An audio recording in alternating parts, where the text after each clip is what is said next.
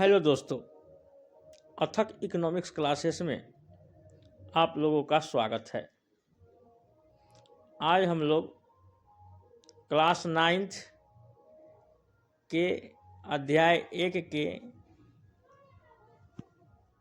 तीसरा क्लास का अध्ययन करेंगे और कराएंगे और समझेंगे कि पालमपुर गांव में खेती कैसे होता है, किस प्रकार की खेती होती है, उसके बारे में हम चर्चा करेंगे। इसमें आज हम लोग पढ़ेंगे कि क्या भूमि यह धारण कर पाएगी।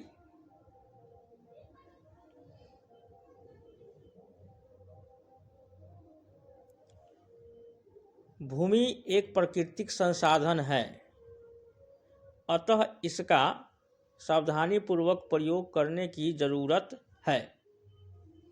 वैज्ञानिक रिपोर्ट से संकेत मिलता है कि खेती की आधुनिक कृषि विधियों ने प्राकृतिक संसाधन आधार का अति उपयोग किया है। अनेक क्षेत्र में हरित क्रांति के कारण उर्वरकों के अधिक प्रयोग से मिट्टी की उर्वरता कम हो गई है। इसके अतिरिक्त नलकूपों से सिंचाई के कारण भूमि जल के सतत प्रयोग से भौम जल स्तर कम हो गया है। मिट्टी की उर्वरता और जल से जैसे पर्यावरणीय संसाधन कई वर्षों में बनते हैं। एक बार नष्ट होने के बाद उन्हें पुनर्जीवित करना बहुत कठिन है। यहाँ पे यह बताया गया है कि इससे पिछले क्लास में हम लोगों ने समझा था कि हरित क्रांति से अन्न की उत्पादकता में वृद्धि हो गया, लेकिन ठीक विपरीत ये हुआ, अन्न की उत्पादकता बढ़ाने के लिए रासायनिक खाद का अधिक जल का उपयोग होने लगा। रासायनिक खाद जो होता है बहुत जहरीला होता है। वो क्या होता है, अगर धरती में उसको डाला जाए, मिट्टी में डाला जाए तो मिट्टी को एकदम कंक्रीट के समान बना देता है, उसकी उर्वरता को कम कर देता है। उसकी जो उर्वरता 5 साल तक रहनी चाहिए वह उर्वरता को 1 साल में ही खत्म कर देता है और उसकी उर्वरता का जो गुण है उसको धीरे धीरे नष्ट करने लगता है, रासायनिक खाद जो होता है ऐसे। और ज़्यादा अगर सिंचाई यानी ज़्यादा जल पानी का उपयोग अगर कृषि में करेंगे तो क्या होगा, जल स्तर जो होगा धरती का वो घट जाता है, जो कि हमारे पर्यावरण के संसाधन के लिए ठीक नहीं है। ये जल है, मिट्टी है, हजारों वर्ष के बाद ये मिट्टी का निर्माण होता है, जल का संग्रह होता है। ये सब यानी बहुत परिश्रम के बाद, बहुत करोड़ों वर्ष के बाद 1 इंच 2 इंच मिट्टी, 1.5 इंच मिट्टी का निर्माण होता है, जल का संग्रह होता है। ये सब जो है सो हरित क्रांति के आने से हमारे प्रकृति का दोहन हुआ है और क्षरण हुआ है। तो एक तरफ जहाँ देखें कि हरित क्रांति से फसल की उत्पादकता में वृद्धि होती है, दूसरी तरफ इससे हमारे पर्यावरण पर कुप्रभाव भी देखने को मिलता है। जैसे अगर मिट्टी में खाद डाल देते हैं, रासायनिक खाद डाल देते हैं, तो जल के द्वारा वो क्या होता है, नदी में चला जाता है और नदी में जा कर के वो जल प्रदूषण करता है। और कीटनाशक डालते हैं तो उसका जो गंध है, या अगर प्रकाश आता है, धूप आता है, तो उसमें वाष्प बन करके वो तो बादल में चला जाता है और बादल फिर बरसता है तो पृथ्वी पे आ जाता है। तो अम्लीय जल का क्या होता है, अम्लीय जल का उसमें क्या होता है, आपको प्रचार प्रसार हो जाता है, जो कि हमारे जीवन के लिए हानिकारक है, पेड़ पौधे के लिए भी खतरनाक है। आपको आगे है सुझाई गई प्रक्रिया। पालमपुर गांव में देखिए, ये जो चित्र दिया हुआ है, पालमपुर गांव में ये जो चित्र दिया हुआ है, ये इसमें कितना जगह में कितना खेती क्या क्या चीज़ का हो रहा है उसके बारे में बताया गया है। पालमपुर गांव कृषि भूमि वितरण एक धान है, कुछ में गेहूँ है, किस में चावल है, ये सब के बारे में इसमें यानी सबको दिखाया गया है। साथ ही आपको रासायनिक खाद के उपयोग से क्या कठिनाई होता है, क्या हानि होता है, उसके बारे में बताया गया है।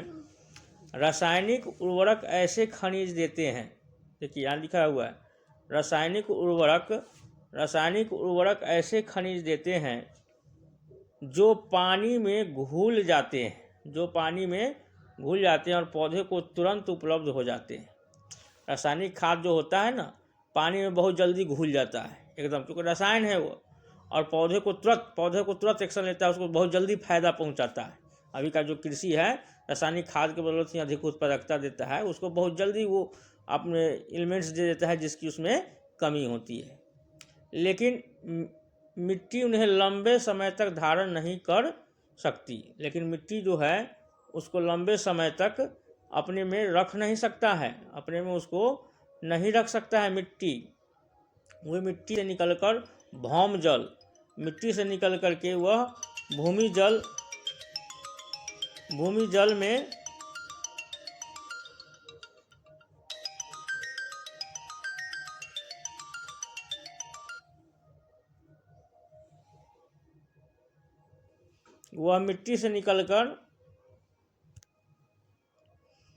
क्या होता है, भूमि जल यानी धरती के अंदर जो है चला जाता है, मिट्टी से निकलकर धरती के अंदर चला जाता है।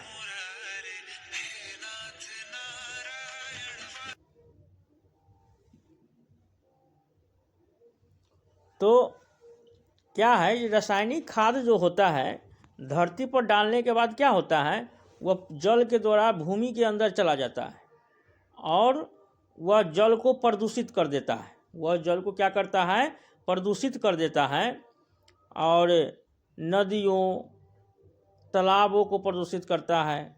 रासायनिक उर्वरक मिट्टी में उपस्थित जीवाणु, ये रासायनिक उर्वरक जो है मिट्टी में जो उपस्थित जीवाणु होता है, सूक्ष्म अवयव होता है, उसको भी नष्ट कर, यानी उसको मार देता है, उसको क्या करता है, खत्म कर देता है, उसको खत्म कर देता है, सूक्ष्म जीव को भी नष्ट कर देता है। उनके प्रयोग से कुछ समय पश्चात मिट्टी पहले की तुलना में कम उपजाऊ रह जाएगी। यानी जब हम लोग रासायनिक खाद देंगे, रासायनिक खाद दिया जाता है यानी पौधा में, तो प्रथम वर्ष तो अच्छा उत्पादकता देगा, लेकिन दूसरे का वर्ष से उसका उर्वरकता जो है मिट्टी का खत्म हो जाता है और उत्पादकता में कमी आने लगती है। तो इस प्रकार का आपको रसायन के साथ यानी रसायन का उपयोग करने से हम लोग को क्षति होता है, पर्यावरणिक क्षति होता है। देश में रासायनिक खाद का सबसे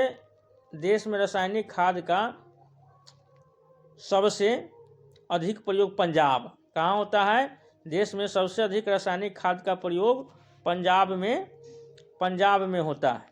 रासायनिक खाद के निरंतर प्रयोग ने मिट्टी की गुणवत्ता, रासायनिक खाद का अगर रेगुलर प्रयोग करेंगे तो उसकी मिट्टी की गुणवत्ता कम कर दिया है, मिट्टी की गुणवत्ता कम हो जाता है। पंजाब के किसानों को पहले का उत्पादन स्तर पाने के लिए अब अधिक से अधिक रासायनिक उर्वरक और अन्य आगतों का प्रयोग करना पड़ता है। इसका मतलब है कि वहाँ खेती की लागत बहुत तेज़ी से बढ़ रहा है। अब ध्यान दीजिए, पहला वर्ष तो क्या हुआ कि इसको यानी रासायनिक खाद दे करके उत्पादकता में वृद्धि कर दिया, लेकिन जब दूसरे के साल फिर रासायनिक खाद देना पड़ेगा, फिर बढ़ा करके उसकी मात्रा को बढ़ा करके आपको खाद देना पड़ेगा ताकि उत्पादकता में वृद्धि होगा। अगर मात्रा बढ़ा करके नहीं दिया जाए तो उत्पादन में वृद्धि नहीं होगा। अगर इस वर्ष 10 kg दिए रासायनिक खाद, इस वर्ष 10 kg अगर रासायनिक खाद दिए तो अगले वर्ष उसको 15 kg देना पड़ेगा। अगले वर्ष 15 kg आपको खाद देना पड़ेगा, 15 kg खाद देना पड़ेगा, नहीं तो उत्पादकता उससे ज़्यादा नहीं हो पाएगा। इसीलिए क्या है, रसायन से क्या होता है, ये हमारे धरती में ये चला जाता है जो कि सूक्ष्म जीवों को मार देता है। आपको छोटे छोटे जो कीट होता है जो हमारे पौधे के लिए उपयोगी है उस सबको वो मार देता है। तो ये हुआ आपको रासायनिक खाद के उपयोग के उपयोग से होने वाले क्षति। अब हम लोग समझेंगे आगे पालमपुर के किसानों में भूमि किस प्रकार वितरित है। पालमपुर के किसान में भूमि का वितरण किस प्रकार से हुआ है उसकी चर्चा हम लोग करेंगे। देखिए पालमपुर आपने यह जान लिया होगा कि खेती के लिए भूमि कितनी महत्वपूर्ण है। दुर्भाग्यवश खेती के काम में लगे सभी लोगों के पास खेती के लिए पर्याप्त भूमि नहीं है। यानी पालमपुर के बारे में बताया जा रहा है कि खेती जो है से हमारे लिए महत्वपूर्ण है, लेकिन दुर्भाग्य से कहिए कि पालमपुर के सभी लोगों के पास खेती के लिए पर्याप्त भूमि नहीं है। जो खेती के लिए जितना भूमि चाहिए उतना वहाँ पे नहीं है। पालमपुर में 450 परिवारों में से लगभग 1/3 अर्थात 150 परिवारों के पास खेती के लिए भूमि नहीं है, जो अधिकांशतः दलित है। 1/3 यानी 450 का तीसरा भाग 150 होता है। यानी 450 परिवार है पालमपुर में, जिसमें से 150 परिवार के पास क्या है, खेत जो है से नहीं है। यानी खेती 150 परिवार के पास नहीं है, खेत सिर्फ रहने के लिए घर है, बाकी वो श्रमिक के रूप में लेबर के रूप में कार्य करके अपना जीवन यापन करते हैं। ये 150 परिवार जो है से क्या है, दलित है। यानी दलित कहे तो क्या, कौन सा समुदाय, SC ST हैं। SC ST की संख्या 150 है, यानी 150 है। SC ST की संख्या 150 है परिवार, जो कि जिसके पास भूमि नहीं है। इसको भूमिहीन भी कह सकते हैं। इसको क्या कहेंगे, भूमिहीन भी कह सकते हैं। आगे देखते हैं बाकी परिवारों में से 240 परिवार, बाकी परिवारों में से क्या है जो बच गया, उसमें से 240 परिवार जिनके पास भूमि है। 240 परिवार है जो बचा हुआ है 450 में 150 240 परिवार, जो कि 2 हेक्टेयर से कम क्षेत्रफल वाले छोटे भूमि के टुकड़ों पर खेती करते हैं। 240 ऐसे परिवार है पालमपुर में जिनके पास 2 हेक्टेयर से कम भूमि है। 2 हेक्टेयर से कम भूमि है जिस पर कि वो खेती करते हैं।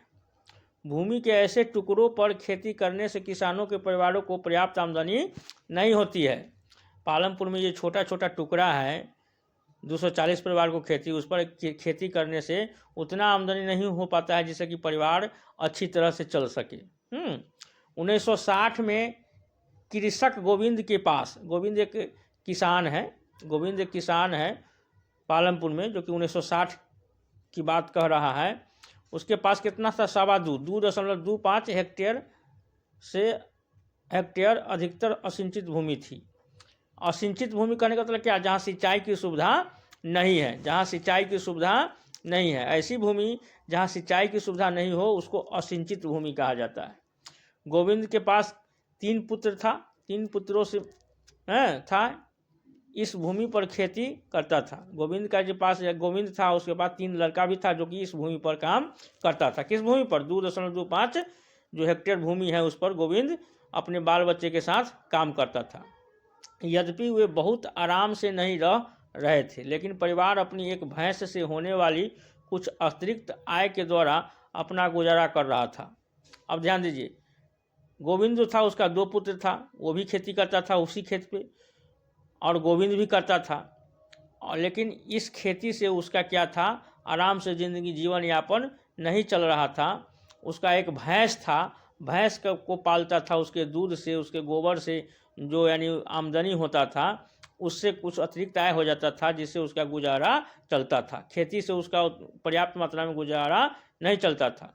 आगे देखने को मिलता है गोविंद की मृत्यु हो जाती है, यानी गोविंद को मृत्यु कुछ वर्ष पश्चात हो जाता है। यह भूमि उसके 3 पुत्र में बांट दिया जाता है। यानी 2.25 जो टोटल जमीन है, ये जो टोटल जमीन है आपको, ये जो टोटल जमीन है उसको क्या हुआ, 3 हिस्सा में, 3 गो पुत्र है। इस कितने पुत्र है, 3 पुत्र है। देखिए 3 पुत्र हैं, 3 पुत्रों के बीच बांट दिया गया। प्रत्येक के पास अब कितना, 0.75 हेक्टेयर भूमि का टुकड़ा था। पहले अकेला गोविंद था तो 2.25 हेक्टेयर था, 2.25 हेक्टेयर था। लेकिन अब क्या हुआ, उसके 3 बेटा में ज़मीन को बांट दिया गया, यानी 3 भाग में हो गया। अब ज़मीन का और टुकड़ा हो गया। अब बेहतर सिंचाई व्यवस्था खेती की आधुनिक विधियों के बावजूद गोविंद के बेटे अपनी ज़मीन से गुजारा नहीं कर पा रहे हैं। पहले परंपरागत था तब पर भी वो नहीं कर पा रहे थे, अब ज़मीन का टुकड़ा छोटा छोटा हो गया, अब फिर भी यानी और आधुनिक जो यानी व्यवस्था है उसमें खर्चीला यानी खाद देना पड़ता था, खर्चा डीजल से सिंचाई की व्यवस्था, सिंचाई में ज़्यादा खर्च लगा, पानी ज़्यादा लगने से सिंचाई में ज़्यादा खर्च बढ़ता था, इससे भी उसका जीवन यापन उस तीनों बेटों को, गोविंद के तीनों बेटों को नहीं हो पाता था। वर्ष के कुछ भाग में उन्हें अतिरिक्त कार्य भी ढूंढना पड़ता था। खेती के अलावा उनको अब खेती तो उतना रहा नहीं, अब उनको दूसरा कार्य भी करना पड़ता था। हुआ देखिए आगे कहता है इसको, चित्र 1.5 में आप एक गांव के चारों ओर बिखरे हुए भूमि के टुकड़े को, छोटे छोटे टुकड़े को देख सकते हैं। 1.5 की चर्चा कर रहा है। इन पर छोटे किसान खेती करते हैं। दूसरी ओर गांव के आधे से ज़्यादा क्षेत्र में काफ़ी बड़े आकार के प्लॉट हैं। अब ध्यान दीजिए क्या है कि छोटे छोटे टुकड़ा है गांव में, वितरित हो जाने के बाद इन छोटे किसान की खेती करते हैं, जो कि छोटा छोटा टुकड़ा पर छोटा किसान उस पर खेती करते हैं। दूसरा क्या है, आधा से ज़्यादा क्षेत्र में काफ़ी बड़े आकार के प्लॉट हैं। यानी पालमपुर में जो आधा से ज़्यादा क्षेत्र है, यानी कुछ पर तो छोटे छोटे किसान हैं, छोटे भूमि के छोटे छोटे टुकड़े पर, लेकिन आधे गांव से ज़्यादा क्षेत्र पर क्या है, बड़ा बड़ा प्लॉट है। पालमपुर में मझौले और बड़े किसानों के परिवार 60 परिवार है, यानी 60 परिवार बड़ा किसान है जिसका कि प्लॉट बड़ा बड़ा है, जो कि जिसके पास 2 हेक्टेयर से अधिक भूमि है जिस पर कि वो खेती करते हैं। ठीक है, कुछ बड़े किसानों के पास 10 हेक्टेयर या इससे अधिक भूमि है। कुछ बड़े किसान के पास 10 हेक्टेयर या इससे अधिक भूमि है। अब देखिए कुल परिवार कितना था, पालमपुर में कुल परिवार कितना था, 450। 450 में देखिए 150 परिवार जो है दलित है, 150 परिवार दलित है। उसके बाद 240 क्या है, आपको छोटा किसान है, छोटा किसान है। उसका 60 बड़ा किसान है। अब देखिए सबको जोड़िएगा तो कितना मिलेगा, 0 का 0, 5 4 9 6 15 के 5 7 में 1 2 1 3 1 4, टोटल 450 हो जाता है। टोटल ये क्या होता है, 450 हो जाता है। तो ये 450 परिवार का पालमपुर का गांव है, उसमें किसानों को वितरित किया गया है। जिसके पास भूमि नहीं है वो 150 है, जिसको दलित कहते हैं। 240 ऐसे किसान हैं जिसके पास 2 हेक्टेयर से कम जमीन है, और 60 ऐसे किसान हैं जिसके पास 2 हेक्टेयर से अधिक जमीन है। तो छोटे किसान को ज़्यादा परेशानी है, भूमिहीन को तो परेशानी है ही, लेकिन जो जिसके पास 2 हेक्टेयर से कम जमीन है उसको और ज़्यादा अधिक कठिनाई है, उसको जीवन यापन के लिए अलग से काम खोजना पड़ता है। ये सारी स्थिति है। उसके बाद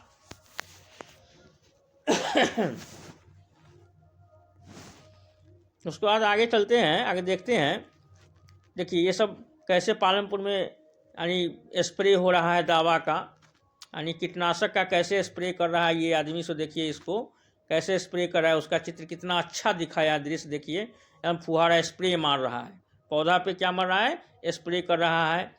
हल बैल से दौनी कैसे हो रहा है, इसको देखिए, हल बैल से दौनी कर रहा है, बैल है दौनी कर रहा है, खेत जोत रहा है पारंपरिक रूप से। इसकी चर्चा यहाँ पे किया गया है।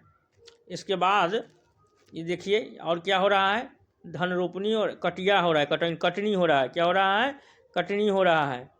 देखिए यहाँ पे क्या है, धान रोप रहा है, ये सब क्या काट रहा है, धान को, अनाज को काट रहा है। अनाज को क्या कर रहा है, अनाज काट रहे हैं, अनाज की कटाई हो रही है। हल बैल से खेत का जुताई हो रहा है।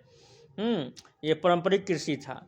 लेकिन बाद में क्या हुआ, ये बाद में आपको देखिए ट्रैक्टर से हल जुताने लगा। क्या हुआ, ट्रैक्टर से इसको हल जुताने लगा। उसके बाद ये खाद आधुनिक रूप से खाद का प्रयोग किया जाने लगा।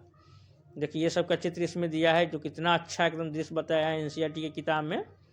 उसके बाद है आपका खेतों में कार्य, गेहूं का फसल कटाई, बीज बोना, कीटनाशकों का छिड़काव तथा आधुनिक एवं परंपरागत विधि से फसलों की जुताई, इस सब को इस चित्र में दिया गया है। देखिए खाद का भी कैसे रासायनिक खाद का ट्रैक्टर से आधुनिक कृषि होता है, पारंपरिक कृषि ये इससे होता है आपको पारंपरिक कृषि। उसके बाद कटाई होता है गेहूं की ढंगाई होता है परंपरागत, यानी बैल से पहले गेहूं को दौना जाता था, ये स्प्रे रासायनिक स्प्रे किया जाता है। तो ये सारी चीज़ें जो है इसमें चित्र के सहायता से बताया गया है। अब इसमें चर्चा करने के लिए कहा है, चर्चा करने के लिए क्या कहा है, आइए चर्चा करें। चित्र 1.5 में, क्या तुम छोटे किसानों द्वारा खेती में प्रयुक्त भूमि को छायांकित कर सकते हो? अवश्य कर सकता है। ये सब क्वेश्चन दिया हुआ है, इसको आप लोगों को जवाब देना है पढ़ करके आगे। अब देखिए, कृषि क्षेत्र और कृषकों का वितरण। पालमपुर गांव में कृषि क्षेत्र और कृषकों का वितरण कैसे है, सो देखिए, इसको समझने का हम लोग प्रयत्न करते हैं। देखिए क्या है कि कृषि क्षेत्र है, ये वाला जो है आपको कृषि क्षेत्र है, और ये कृषकों की संख्या है। ये कृषकों की संख्या का आपको पाई चार्ट है, इस चार्ट का नाम है पाई चार्ट। तो लाल वाला ये जो भाग है, लाल वाला ये वाला भाग जो है, लाल वाला जो ये भाग है आपको 55.4% है। लाल वाला भाग जो मझोले और बड़े कृषक, ये लाल वाला जो है यहाँ से ये वाला भाग, ये है आपको 55.4%, यानी 2 हेक्टेयर से अधिक भूमि इसके पास। ये लाल वाला जितने भी किसान हैं ये 2 हेक्टेयर से अधिक भूमि है इसके पास। और नेक्स्ट जो है ये वाला भाग 44.6%, ये वाला जो भाग है ये जो है आपको सीमांत एवं छोटे कृषक है। ये क्या है, सीमांत एवं छोटे कृषक है, ये वाला भाग, जो कि 2 हेक्टेयर से कम जमीन है। इसके पास 2 हेक्टेयर से कम है, इसके पास 2 हेक्टेयर से ज़्यादा है, और इसके पास 2 हेक्टेयर से ज़्यादा है, इसके पास 2 हेक्टेयर से कम है। ये कृषि क्षेत्र की चर्चा हो रहा है। अब आते हैं यहाँ पे, देखिए ध्यान से, कृषकों की संख्या। 85% कृषक जो है, ये 85% जो कृषक है आपको 2 हेक्टेयर से कम है, इसके पास ज़मीन जो है 2 हेक्टेयर से कम है। ये छोटा मात्रा का किसान जो है, ये वाला लाल वाला भाग, ये जो कि आपको जो सिर्फ 15%, 100 में 15 ही व्यक्ति है जिसके पास 2 हेक्टेयर से ज़्यादा ज़मीन है। यानी ज़्यादा आदमी के पास कम ज़मीन है, कम आदमी के पास ज़्यादा ज़मीन है। इसी चीज़ को यहाँ पे शो किया है, बताया है। तो इसको हमने समझा। आगे चर्चा करने के लिए फिर क्वेश्चन दे दिया है। अब हम लोग समझेंगे श्रम की व्यवस्था कौन करेगा, श्रम की व्यवस्था कौन करेगा, इस पर हम लोग चर्चा करेंगे। श्रम की व्यवस्था कौन करेगा पर चर्चा करेंगे। श्रम की व्यवस्था कौन करेगा पर चर्चा करेंगे। भूमि के पश्चात श्रम उत्पादन का दूसरा आवश्यक कारक है। हमने सबसे पहले वाले क्लास में आप लोगों को बताया था कि उत्पादन के लिए 5 फैक्टर्स हैं: लैंड, लेबर, इंटरप्रेन्योर और ऑर्गेनाइजेशंस। यानी 5 फैक्टर्स हमने बताया था, प्रथम क्लास में ही 5 फैक्टर बताया था। यानी भूमि, श्रम, पूंजी, उद्यमिता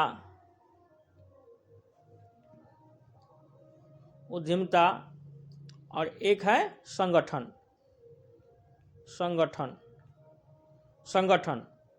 ये 5 जो है, 1, 2, 3, 4, 5, ये 5 जो है किसी भी चीज़ के उत्पादन के लिए एकदम आवश्यक है। ये पांचों जो है से आवश्यक करता है। तो श्रम जरूरी है, कहते हैं भूमि के पश्चात श्रम उत्पादन का दूसरा आवश्यक कारक है। यानी बिना श्रम के कोई चीज़ का उत्पादन हो ही नहीं सकता है। खेती में बहुत ज़्यादा परिश्रम की आवश्यकता होती है। छोटे किसान अपने परिवारों के साथ अपने खेतों में स्वयं काम करते हैं। छोटा किसान जो है से उसको जन लेबर तो रखेगा नहीं, खुद अपने काम करता है। छोटा खेत है इसलिए अपने से वो काम कर लेता है। इस तरह से वे खेती के लिए आवश्यक श्रम की व्यवस्था स्वयं ही करते हैं। यानी छोटा किसान है, अपना खेती खुद करते हैं, वो लेबर और नहीं रखते हैं। मझौले और बड़े किसान अपने खेतों में काम करने के लिए दूसरे श्रमिकों को किराए पर लगाते हैं। मझौले किसान जो है, जो जिसका 2 हेक्टेयर से ज़्यादा ज़मीन है, 10 हेक्टेयर तक ज़मीन है, वे क्या करते हैं, दूसरे के श्रम की मदद लेते हैं, उसके लिए वो भाड़ा देते हैं, श्रमिक यानी मजदूरी देते हैं। ठीक है, मझौले और बड़े किसान जो है से। अभी भी अपने गांव घर में देखते हैं, जिसके पास ज़्यादा खेत है वो क्या करता है, ज़्यादा आपको श्रमिक रखता है, दूसरे यानी लेबर रखता है, मजदूर रखता है, उसको मजदूरी दे करके अपना केरौनी निकौनी, खेत की कटाई, केरौनी, ये सब पटाई पटवन ये सब करवाते हैं और उसके बदले में उसको मजदूरी दिया जाता है। तो ये सारी बातें होता है। अगर आइए चर्चा करें, चर्चा कर लिया है, इसमें है क्या, खेतों में किए जाने वाले कार्यों को चित्र 1.6 में पहचानिए तथा उनको उचित क्रम में व्यवस्थित कीजिए। चित्र 1.6 में कुछ चित्र दिया गया है जो कौन कौन सा कार्य होता है खेत में, और उसको व्यवस्थित करना है लाइन बाय लाइन। खेतों में काम करने के लिए श्रमिक या तो भूमिहीन परिवारों से आते हैं। श्रमिक कहाँ से आता है, श्रमिक जो आता है आपको भूमिहीन परिवार से आता है। जिसके पास खेत नहीं वही तो श्रम करेगा ना, उसके पास अगर खेत रहता तो अपना खेत में खुद काम करता। तो भूमिहीन होगा वही क्या करेंगे, श्रमिक होंगे। या बहुत छोटे प्लॉट में खेती करने वाले परिवार से, यानी जिसके पास कम काम है वही दूसरे के खेत में काम करता है, दूसरे के यहाँ काम ढूंढने जाता है। खेतों में काम करने वाले श्रमिकों की उगाई पर फसल पर कोई अधिकार नहीं होता है, जैसा किसानों का होता है। खेत में जो व्यक्ति काम करता है वो श्रमिक होता है, मजदूर होता है, लेबर होता है, उसको उसके ऊपर पर कोई अधिकार नहीं होता है। आपको जो मजदूर होता है उसका अन्न पर कोई उस किसान का होता है, जिसका खेत होता है उसका ही अन्न होता है, उसको काम करने के बदले में मजदूरी दी जाती है, बल्कि उन्हें उस किसान द्वारा मजदूरी मिलती है। जो अभी कहें जिनके लिए वे काम करते हैं, मजदूरी नगद या वस्तु जैसे अनाज के रूप में हो सकती है। उसको मजदूरी जो है से अनाज भी दे सकता है या पैसा के रूप में दिया जा सकता है। कभी कभी श्रमिकों को भोजन भी मिलता है। श्रमिकों को काम करने के लिए पैसा और भोजन दोनों दिया जाता है। कभी कभी ऐसा भी होता है जो किसान के द्वारा दे दिया जाता है। अब ध्यान दीजिए, मजदूरों को क्या होता है, मजदूरी एक क्षेत्र से दूसरे क्षेत्र, एक फसल से दूसरे फसल और खेत में एक से दूसरे कृषि कार्य जैसे बुआई और कटाई के लिए अलग अलग होती है।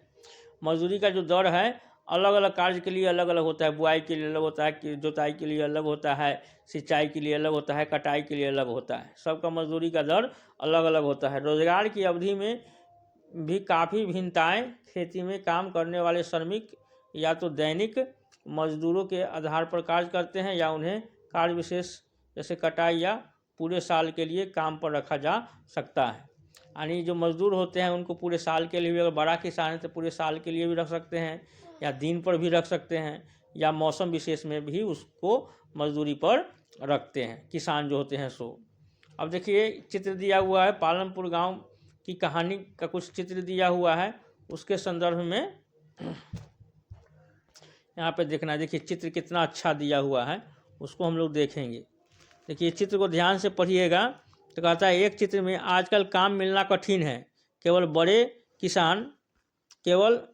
बड़े किसान ही हमें रखते हैं और वह भी बहुत कम दिनों के लिए। एक ये कहता है, ये भाई साहब जो है कहते से काम मिलना बड़ा कठिन है, कुछ बड़ा किसान ही रखता है काम करने के लिए, लेकिन क्या होता है बहुत कम दिन के लिए रखता है। तो ये बेचारा फिर बोलते हैं हमारे पास जुताई के लिए ट्रैक्टर, कटाई के लिए हार्वेस्टर तथा गहाई के लिए थ्रेशर है।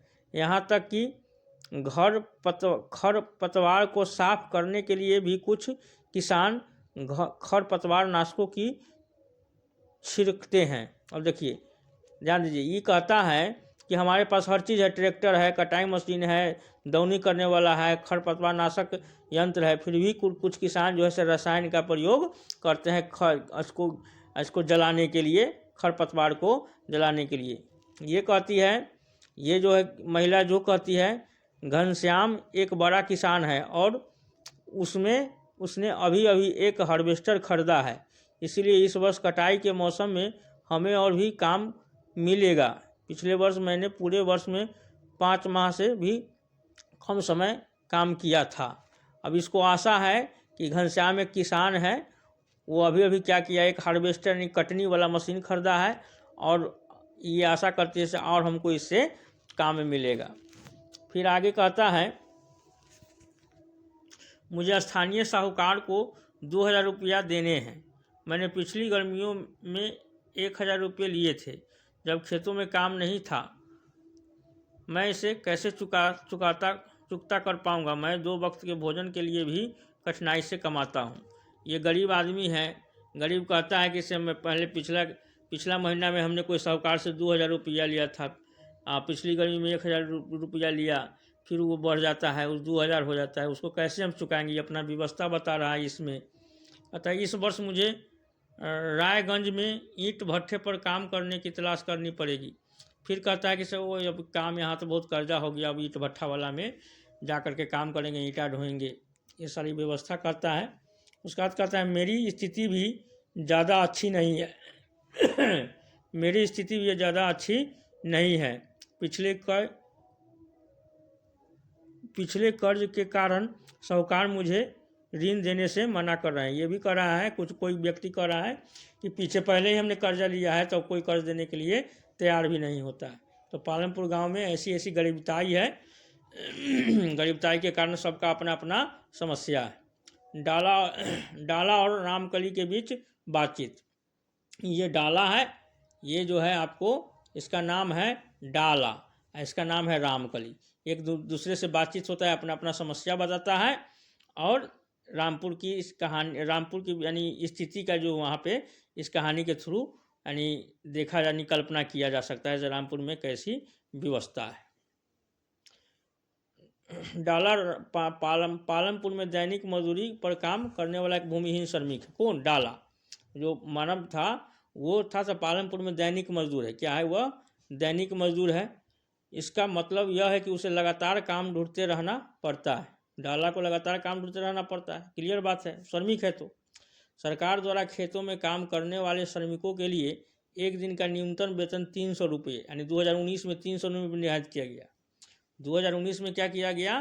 300 रुपया एक श्रमिक को देना है, सरकार द्वारा निर्धारित किया। लेकिन डाला को मात्र 160 रुपये ही मिलता है। गांव में किसान क्या करते हैं? उसको 160 रुपये ही देते हैं जो कि बहुत कम है, आधा से हल्का सा नहीं ज़्यादा है। पालमपुर में खेतिहर श्रमिकों में बहुत ज़्यादा स्पर्धा है, क्योंकि पालमपुर में संख्या अधिक होने के कारण श्रमिक जल्दी मिल जाते हैं। इसलिए किसान जो है कहते हैं हम कम दाम पर काम कीजिए, नहीं तो दूसरा करेगा, इसलिए कंपटीशन ज़्यादा है, इसलिए लोग कम वेतन में भी काम करने में सहमत हो जाते हैं। डाला अपनी